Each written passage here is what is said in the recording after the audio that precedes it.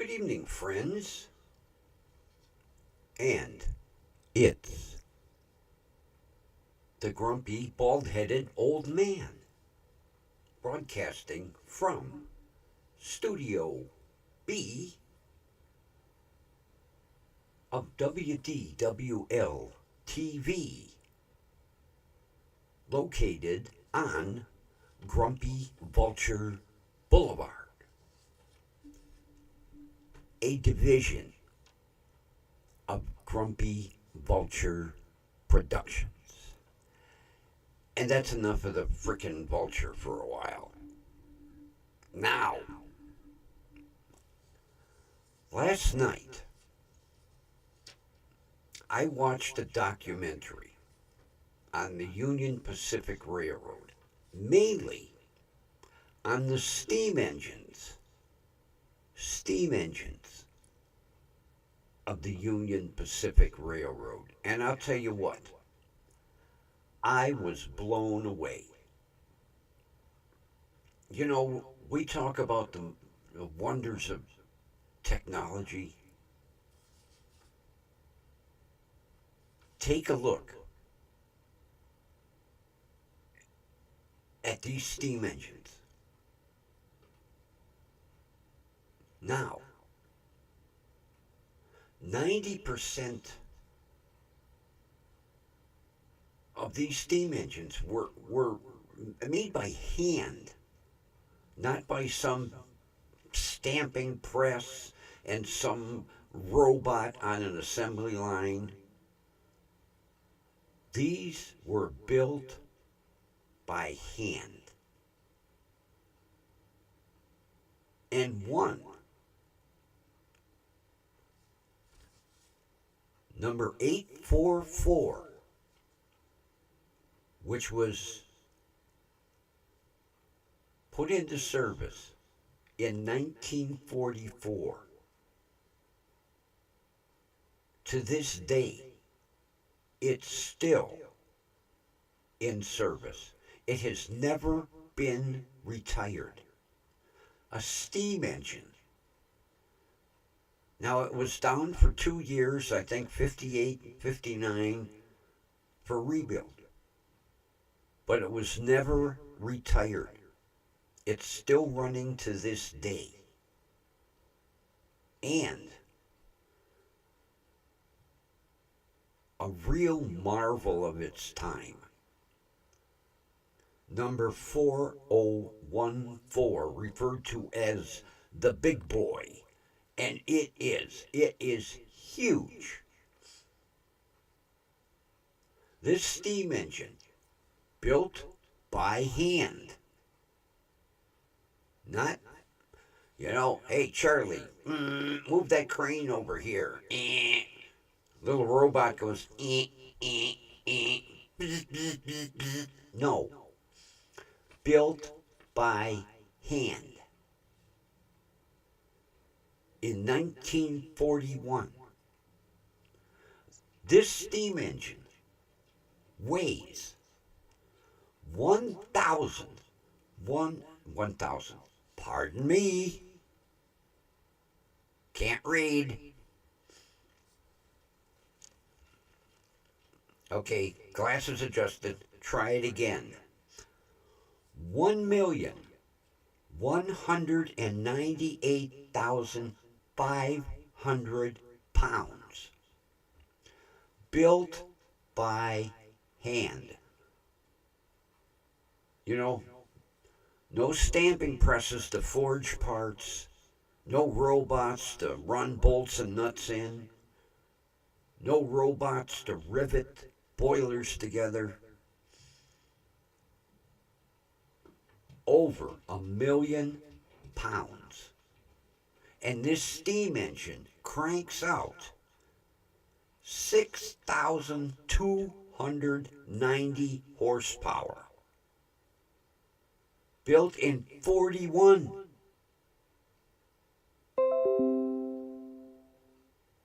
Not 2024, 1941.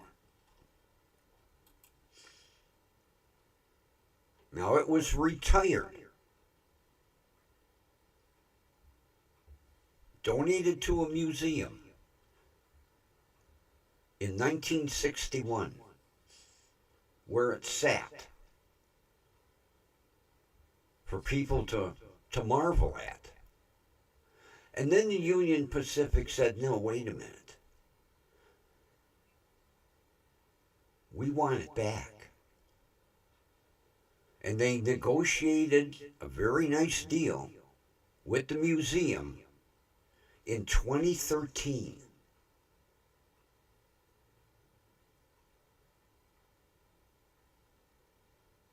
Because they realized, first of all, the mistake they made taking these out of service because they were so dependable. But also, there was an anniversary coming up of the driving of the Golden Spike when East met West. Railroads built by hand, not machinery. These men laid millions of miles of track by hand. It was retired for 52 years. And at the time of its retirement, it had run 1,031,205 miles.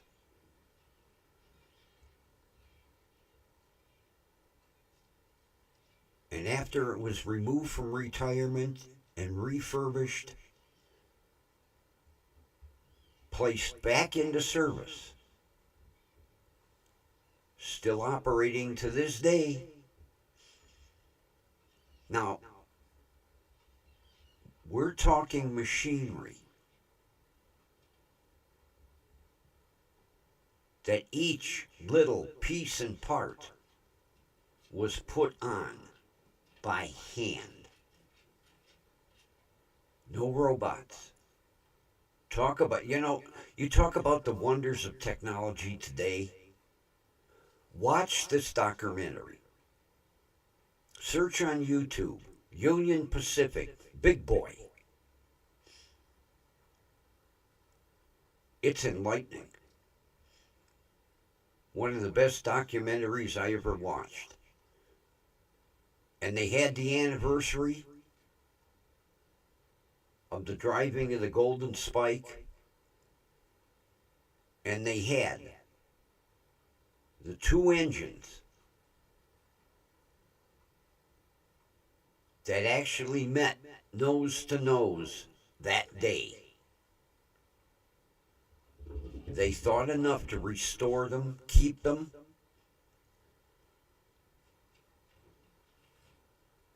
And they had a reenactment of those two engines coming together. And then they had the 844 and the Big Boy do the same reenactment and meet nose to nose. Fascinating documentary. Something I think that teenagers should watch, because I'll tell you what, they don't learn shit in school anymore. I remember steam engines, because there were still some running through Union Terminal downtown, which they call Tower City now, but back in my day it was called the Terminal Tower. And we used to go down a lot. Because first of all, my grandfather loved trains. And second of all, he had the honor of actually being one of the builders who worked on the Terminal Tower. Unfortunately, he was injured pretty severely. He got burned pretty bad. His legs were some nasty scar tissue. Very rarely did he ever wear shorts because he was kind of embarrassed. He was a riveter. and somebody had a bucket of gasoline. Don't know what they, unless they used it for degreasing or something. And the guy pitched a hot rivet, and at the same time, the guy pitched the hot rivet because they had riveters. One guy'd be on one side holding the rivet, another one would be hammering it. And the holder, he had this device that mushroomed over the top of the rivet. And they would have a blast furnace heating up the rivets. And then a guy would pitch them, and there would be a catcher. Well, as he was catching the rivet, he knocked over this bucket of gasoline, and the hot rivet landed in the gasoline. And all the guys got burned in various ways. My grandfather, his legs got burned.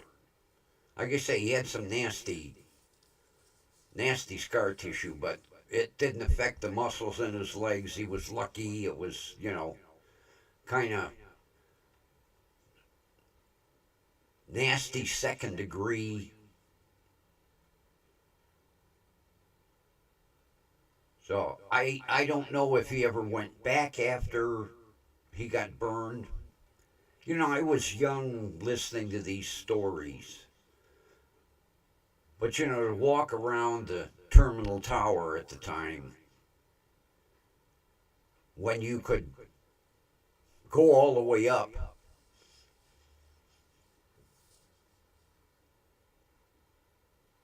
and being with him on the observation deck, staring out over the city, and him telling me, I helped build this building. And at the time, there were some steam engines that still were running. And we go down and walk around them. But yeah, it was fascinating. But I wish I would remember all the stories.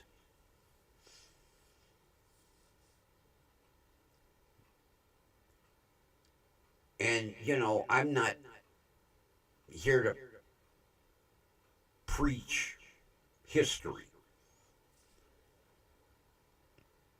But watch that documentary. I can't remember the name of it. I came across it by accident.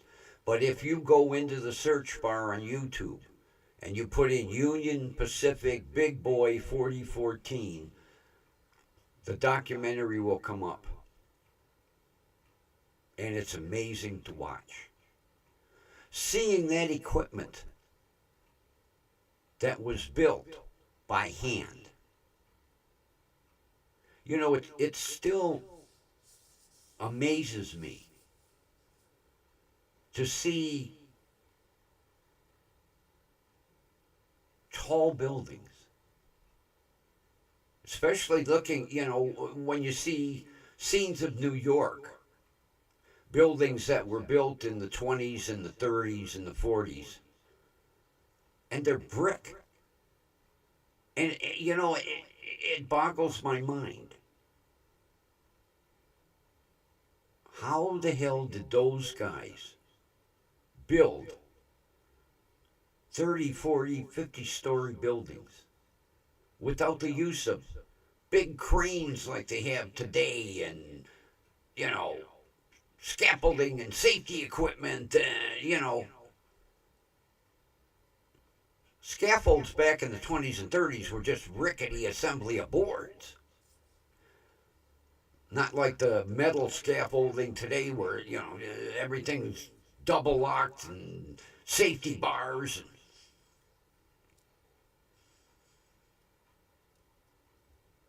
I saw a couple of pictures not too long ago of the terminal tower under construction. And here's this bare ass I beam.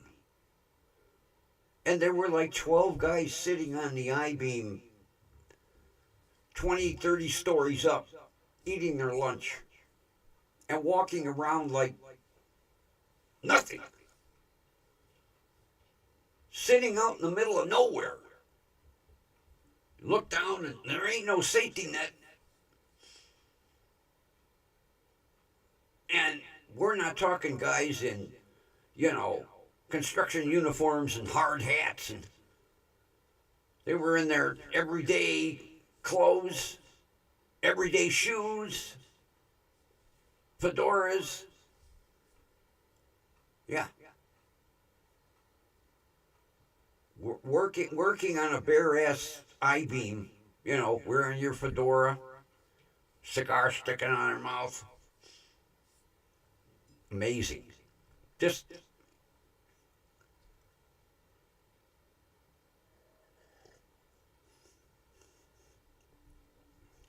fascinating stuff. And I know I'm probably boring the shit out of everybody today, but every now and then, it's worth it to put down your video game controller, put down your phone, put down your tablet, your laptop, and watch some history.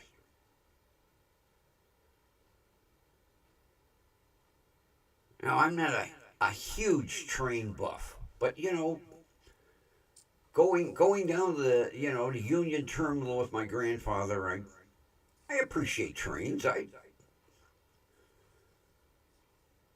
So this documentary was really enlightening to me. I enjoyed watching it. There's some documentaries I've watched that like, oh my God, I just wasted 2 hours of my life. But friends, take an hour and a half out of your life. I think the documentary was an hour and a half. And watch it. And it was funny the way these monsters got the name of Big Boy. Because 4014 was finished and getting ready to get put into service. As it started to roll out of the shop, a guy took a big piece of chalk and wrote Big Boy with a V underneath for victory, finished. And the nickname stuck. And to this day, they're called, he's Big Boy. But the fascinating one is 844. Is it 844 or 884? 844. That is a steam engine from 1944 that has never been retired. It's been rebuilt. So it's been out of service a couple of years, here and there, but it has never formally been retired. Now, today they use it for special events. And I believe the Big Boy is still doing some short hauls out in Wyoming. But it's mainly used, for promotions. But to look at these huge pieces of equipment that were assembled by hand. Same thing. Look at the Titanic. That ship was built from stem to stern by hand.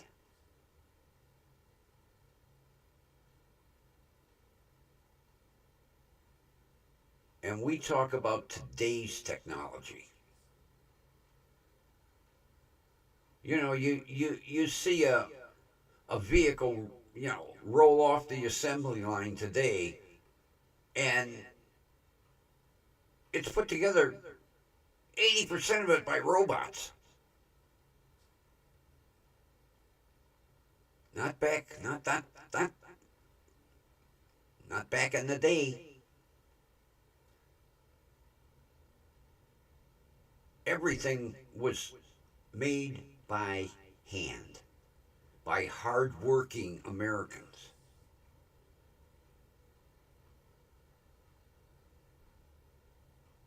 That's technology. I'm not saying like this computer that I'm on right now with the fancy, fancy camera and this neat microphone. I'm not saying that this isn't technology. I, I, I have to credit Steve Jobs. I'll tell you what, I don't know where we would be without computers today. And they say it over and over. He gave us items we didn't even know we needed.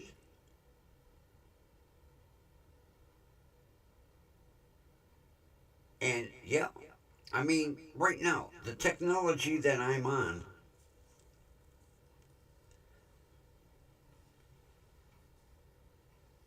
where'd my book go?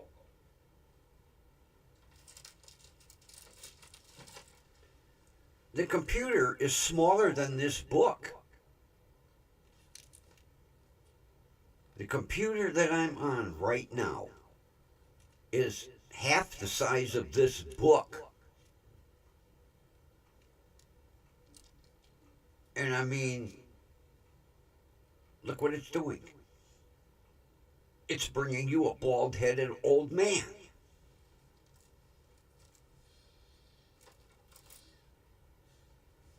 Speaking, speaking of computers, I got a email from my buddy's son out in Burbank, checking to see if everything that he has sent, arrived A-OK. I told him, A-OK.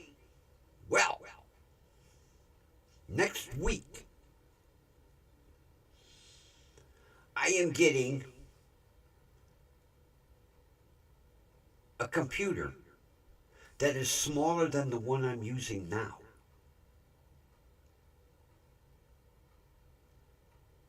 He got a shitload of these little computers to experiment with.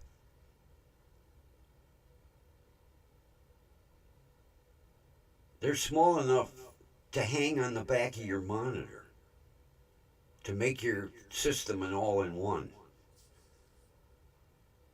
And he says, I've got no use for them. Matter of fact, he told the company before they shipped them, I really don't have any use for them. He said, well, don't you have bloggers? People with websites? He says, yeah. Don't you bring them into your studio to experiment with microphones and headphones? He says, yeah.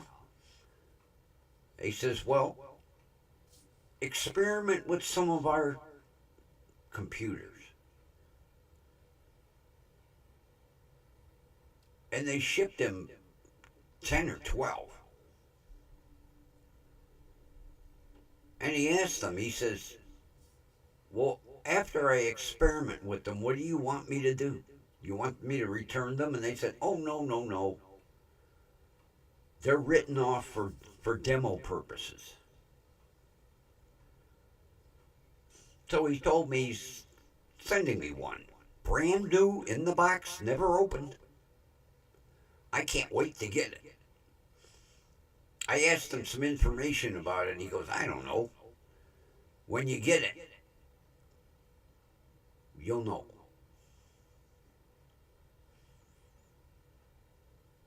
So, another Windows 7 computer gets put in mothballs. Matter of fact, there's a computer repair guy that lives down the street. And I gave him a call and I asked him, I says, do you ever get people looking for computers? Because, not everybody can afford to go to Walmart or whatever and buy a brand new computer. And he says, yeah, I get calls all the time. So I told him, I says, I got a couple of hardly used Windows 7 computers that I'm looking to donate somewhere. And he says, boy, that'll work perfect, because he says, I have a lot of Windows 10 and Windows 11 software that I can upgrade those computers to. So, it works for everybody. I get a new, I think this one's a Windows 11, and I was reading in the Prism, live studio information. They said it doesn't work too well with Windows 11, but they have a download with a patch, whatever. So when this computer gets here, that's what I'm gonna try to put my Prism Studio Live on that little rinky-dink tiny computer.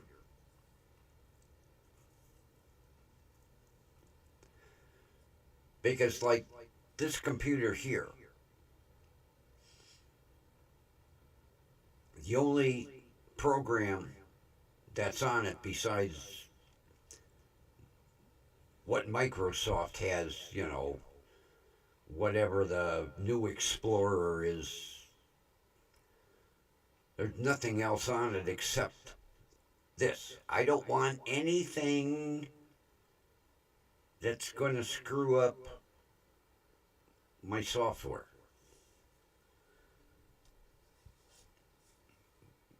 So when that other one comes in, I'll be able to retire the computer over in Studio A, take that computer to the guy down the street, he'll refurbish it, out it goes, and I'll have 2 brand new computers over in Studio A. That's what they're working on now.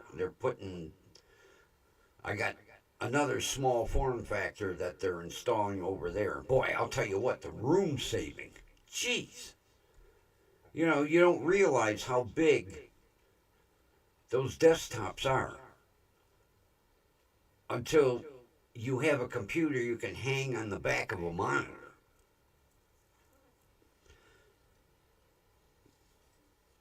And that's what's nice about these little ones. That's what the crew is working on, installing that little form factor computer on the back of my monitor. And the disk space that I'm gonna have is unbelievable. Same thing when this other one comes in, because I've got twin monitors over on that side. One for my recording and one for my editing. And they're mounted on one of them fancy side-by-side brackets. And then over here, I've got this one on the stand, and then right there is my normal computer with my big wide screen. I love the curved. It's a 40 inch, 43 inch curved. It's a gaming monitor. but I couldn't beat the price. I looked at this, and it's not a refurb, it's brand new. Yeah, what is it? It's an LG. And I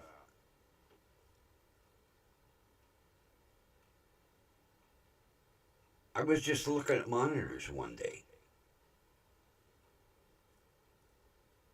at Walmart. And I clicked on this one, and it was a Black Friday special. It was 60% off. I was like, that's gotta be an error. I clicked on it. Nope. It was a 3-day Black Friday special. Friday, Saturday, Sunday. So I ordered it. And I have never been happier with a monitor. Now, in order to get the monitor to work at peak, I had to order a new card for the computer, a new video card. Not a card, I mean, it's a big piece of, got fans on it and cooling fins and a video card.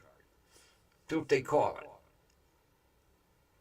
it. AMD something. Matter of fact, I just got software update today. I've got a download.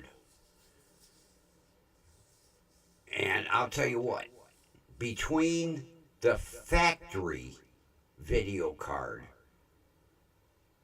and this one that I had to purchase, oh my God. If I was into gaming, I'd go crazy. It is amazing the difference.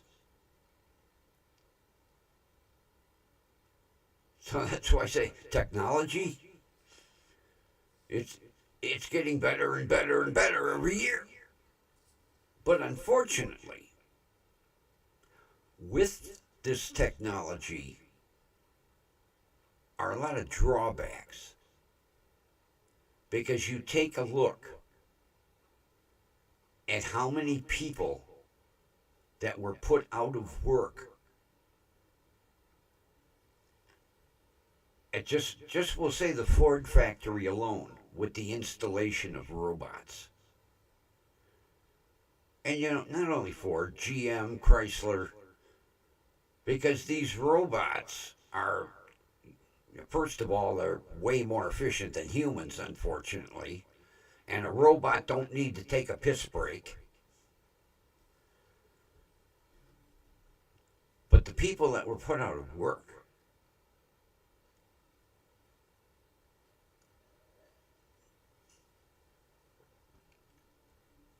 see, that's why when I go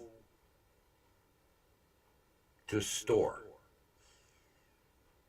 first of all, I hate Walmart. For many reasons.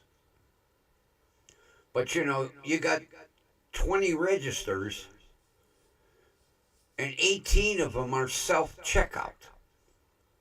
Well, there ain't no goddamn way I'm checking myself out.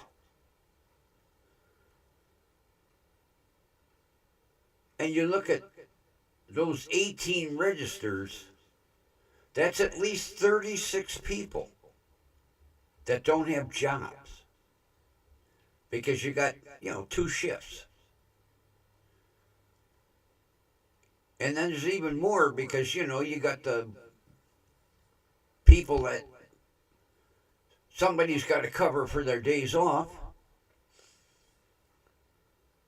It's slowly going to get to the point where you're going to walk into a store and they're going to hand you a crate of merchandise and say, hey, before you do your shopping, go back and stock over in lighting.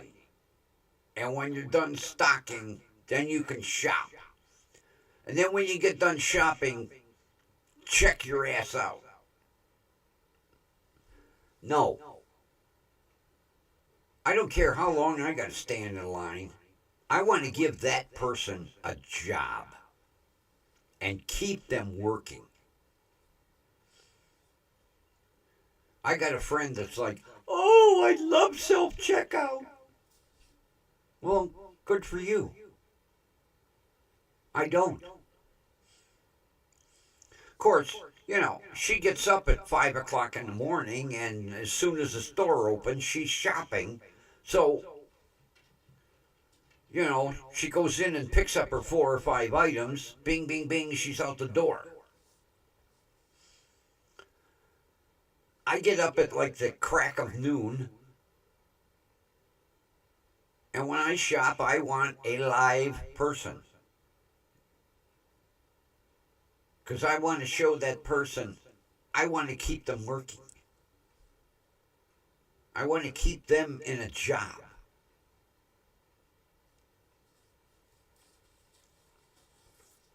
I know how to scan. Not that I'm that stupid. Yeah, I could scan myself. I don't want to. I believe in keeping people working.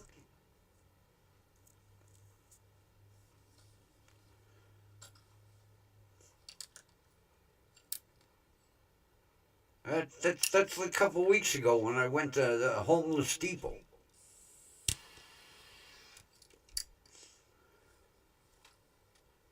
Now they got 7, 8, 9, 10 check yourself out registers. They had one register with a live person. And there were probably 8 people in front of me. And this one guy must have had, I think he had like 24 sheets of plywood, and he had drywall and 2x4s and nails and screws. And so, the supervisor that watches over the self-scan checkout registers kept waving at me. Come here. Come here. I said, no. I don't check myself out. And she said, oh, okay. Come on over here. I'll check you out. No, I could have gone. I only had 4 items. I could have gone blip, blip, blip, blip. I don't want to.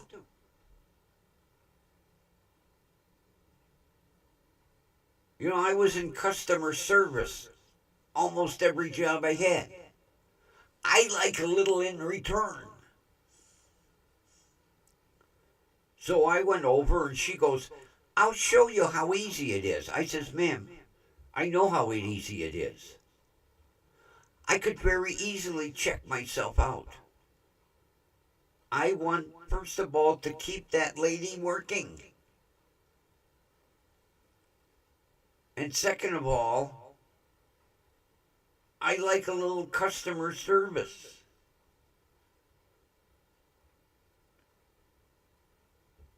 So she, blip, blip, blip, blip. I pop my card in, hit the button. Receipt.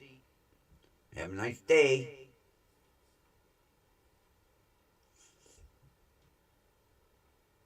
But see, I was at a self-checkout register and had someone checking me out.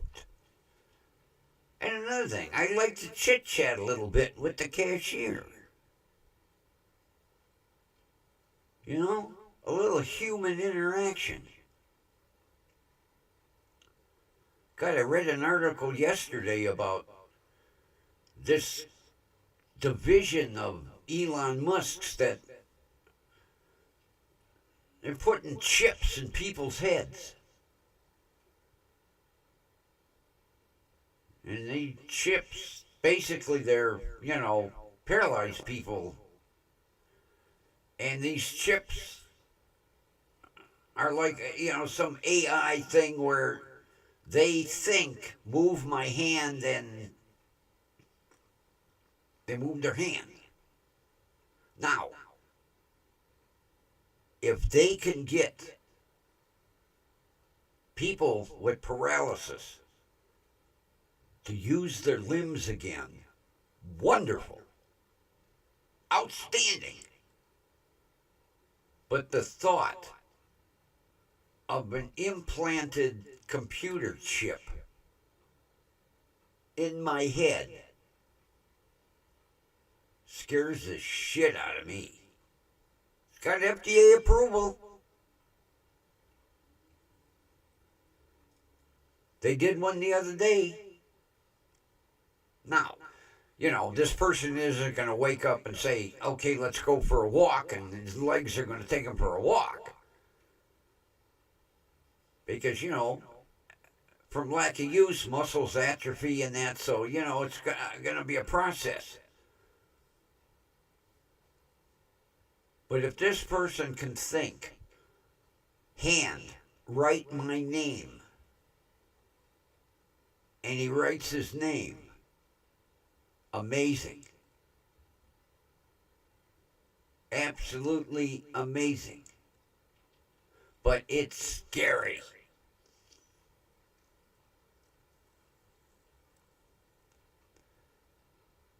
I hope they built in some protection where this chip can't get hacked.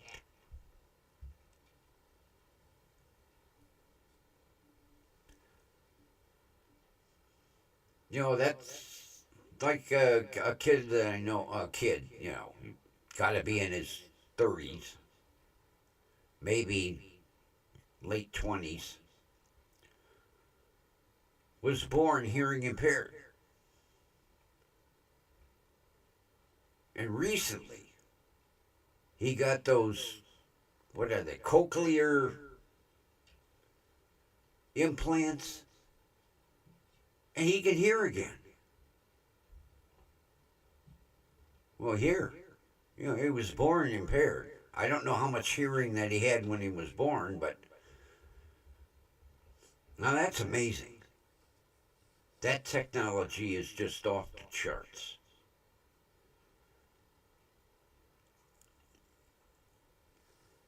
Because I would hate to lose my hearing or my eyesight.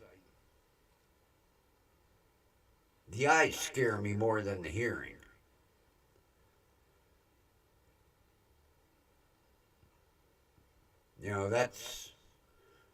That's why I had my Cadillacs taken care of. They had to implant lenses in my eyes. But I'll tell you what, I only need these for reading. My distance is perfect 20/20. And I never realized how fucked up my eyes were until one day I was driving down the freeway. I was going out to Crocker Park.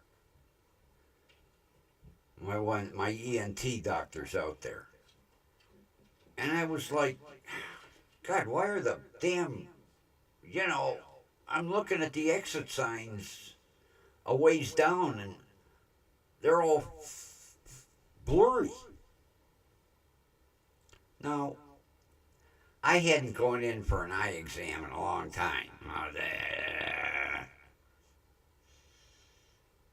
So, I went in for an exam, and the doctor went,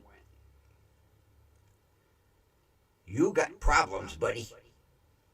I got to send you to the ophthalmologist."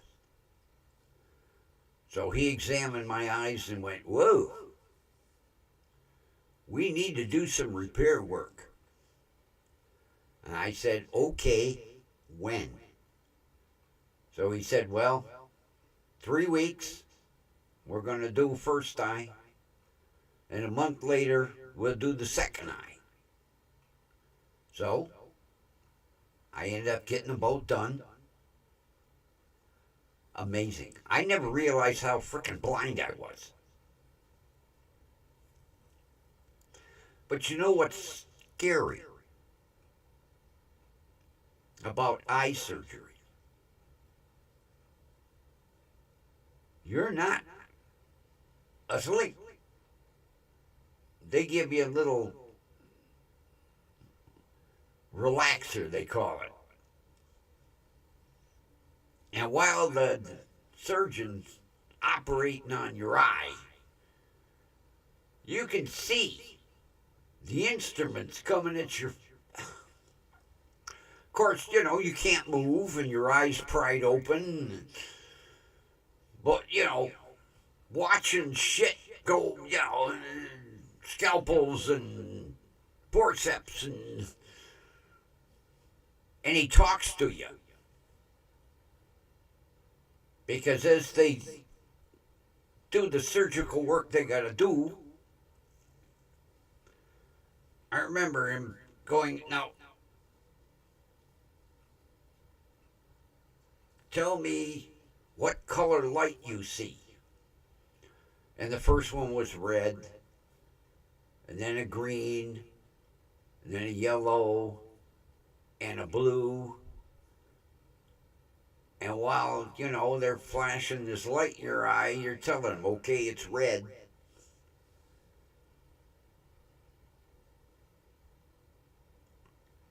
Amazing. Scary, but amazing. And it's been 2 years, and I have an appointment. April 24, get the eyes examined. He said every 2 years, no more screwing with the eyes. That was too scary. And you know, if they've changed and I've got to go back to bifocals, because I don't need this. I only need them for reading. That's why they're half, so I can see over the top. But I have been wearing glasses since I was 12, okay? And I have this, we'll call it a phobia. I need something on my face.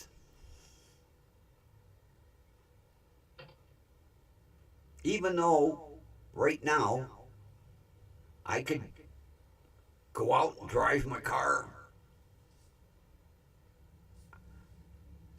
my face feels naked. So I have these. Okay? Now, they're clear glass at the top. It's almost like nothing's there. But my readers are down here, the bifocal. So I got something on my face. Because, you know, even though everybody wears them, going out in public with these stupid halfies makes me feel like an ass. You know, you look like some, from Dennis the Menace, Mr. Wilson, you know, pulling his eyeglasses down and looking at Dennis. Plus, I need something on my face. So that's why I got those. The top is nothing but glass. They're like, studio glasses for when they make movies. You know, when you see one of your stars wearing glasses and you know that he don't wear, but for the part, the person needed to wear glasses. Well, they're clear glass. I have a female friend that when she had her cataracts taken care of, she didn't need reading glasses. Her vision got corrected perfect. Well, she's the same way. She's like, hey, I can't go out like this.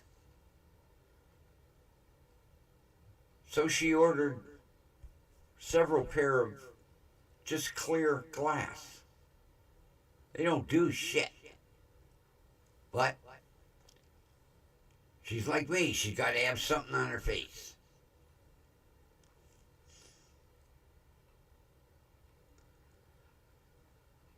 If I didn't need reading glasses, I wouldn't have any at all, except to be like her. Because I've got this, I gotta have something on my face, even though my eyes are fixed. You know, I even told it to my ophthalmologist. I said, I gotta have something on my face. So he said, well, buy the halfies. So I wear the halfies. But when I go out, I feel stupid wearing the halfies. So I got those.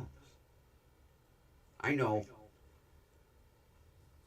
Besides being a grumpy, bald-headed old man, you're an asshole, you know.